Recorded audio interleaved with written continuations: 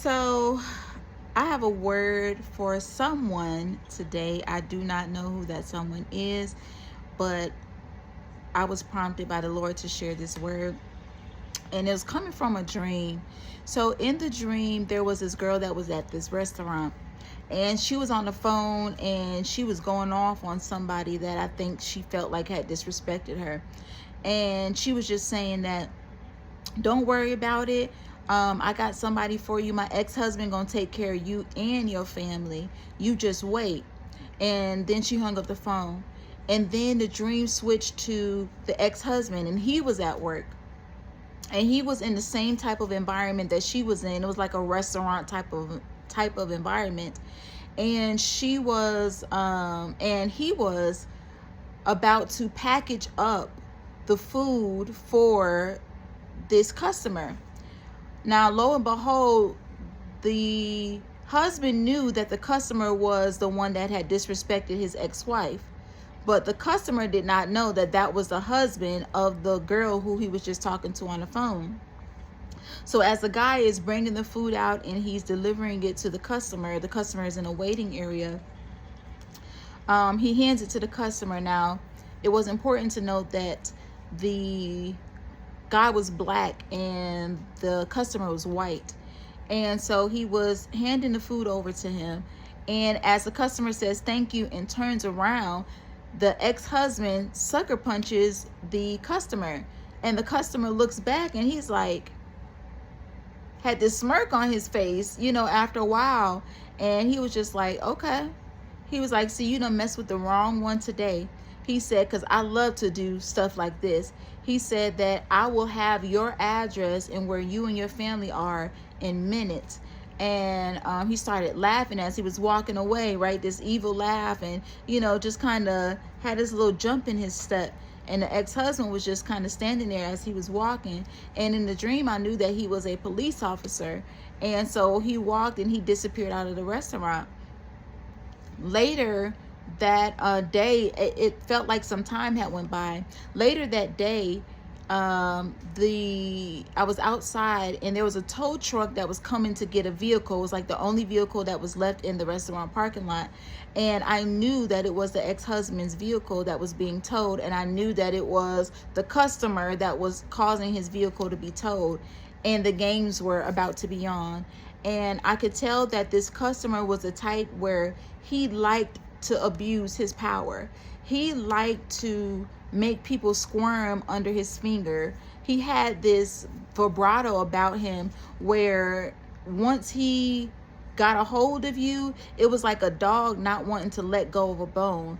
And this the black guy, the ex-husband, he didn't know what he had signed up for.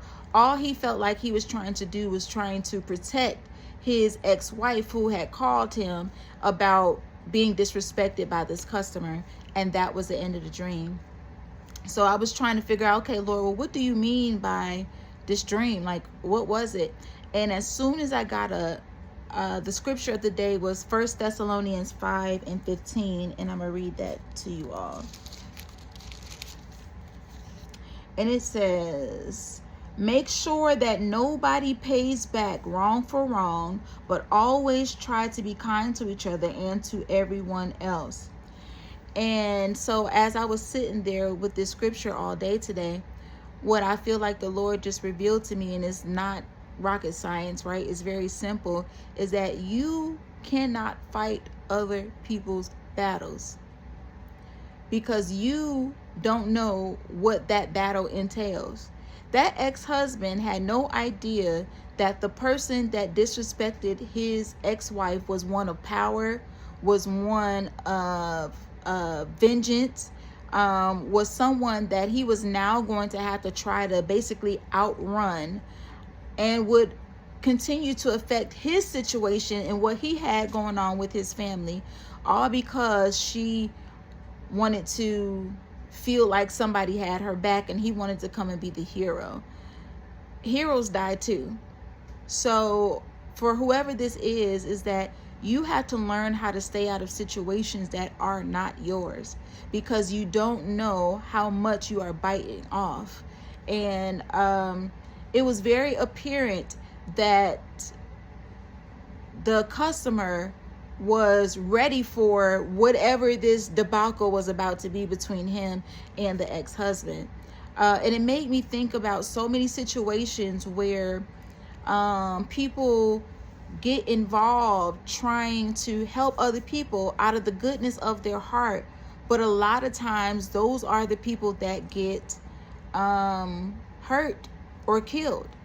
It's the innocent one that's trying to get between what they see as a domestic violence situation just for that person to be killed or injured or hurt. And then the man and woman continue to go on about their life. Or, the man is now locked up because he, ended up hurting someone. And the woman, is still by his side. And this was a person that really thought that somebody was being hurt. And so I'm not saying that if God leads you to intervene into a situation, then his protection is coming with that, right? Intervene in that situation if God tells you to. But if he does not tell you to, you may have to stay out of it, because you don't want yourself to now end up in a situation that you weren't ready for, because it's not your battle. It's not your fight. It is that other person's fight.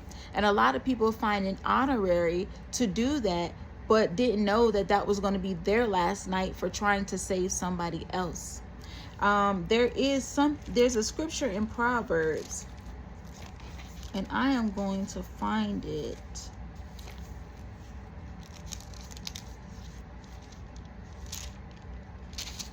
There is,